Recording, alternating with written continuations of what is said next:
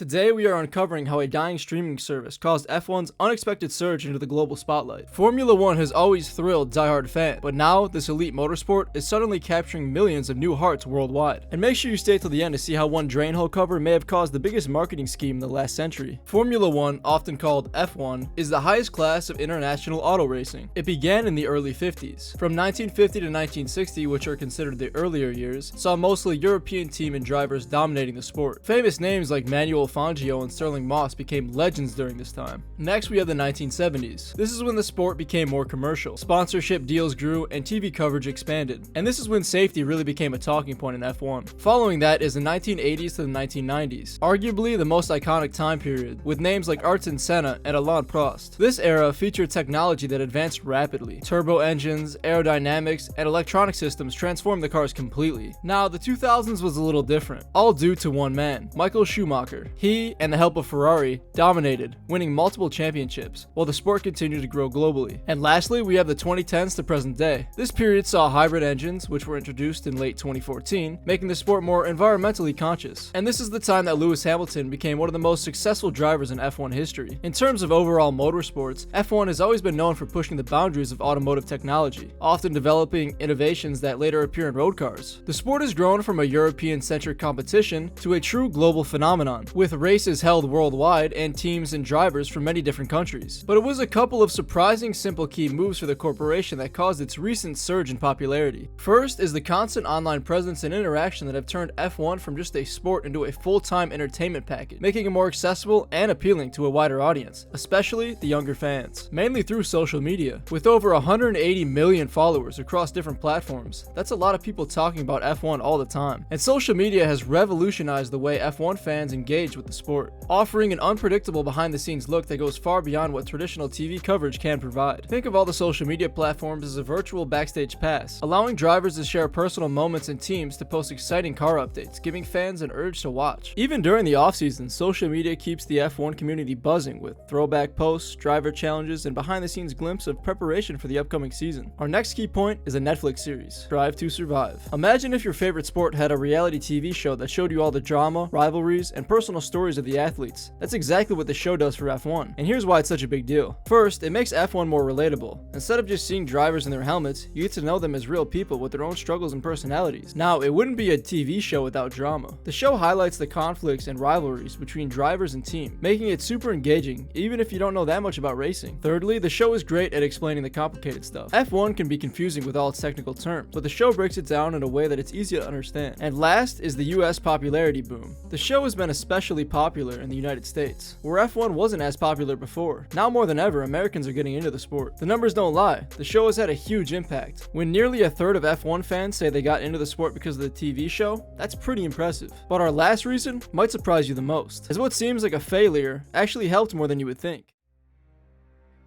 Formula One hosted an event for the first time in Las Vegas since 1982, and things could have not gone worse. The first practice session was cancelled after just 8 minutes due to a loose drain hole cover damaging a car. Fans were kicked out at 1:30 a.m. due to the staff shifts ending, causing much anger, as many people complained about the high ticket prices and poor viewing areas. But surprisingly, this created an effect. The drama got people talking. It was all over social media and the news outlets. Even people who didn't usually care about F1 were hearing about it. And this created an effect I like to call the curiosity factor. The mess up made people curious. They wanted to see if the next race would be just as chaotic, and this really created an underdog story. The organizers scrambled to fix things, creating a sort of underdog story that helped people follow and love. The race itself ended up being pretty exciting, which helped make up for the earlier problems. People saw how F1 handles a crisis, which impressed some of the viewers. In the end, while the Las Vegas GP had a rocky start, all the attention it got, good and bad, actually helped F1's popularity. It's like when something embarrassing happens at school and suddenly everybody talks about it. It might seem bad at first, but it gets people interested in paying attention. So, that's just a brief explanation of how F1 gained so much popularity in the recent years. Comment your favorite driver in history, and I might make a video on them, and credit you for the idea. Mine personally is Ayrton Senna. But that's all for today. Let me know what you guys want to see next, and I'll see you in the next one. Peace.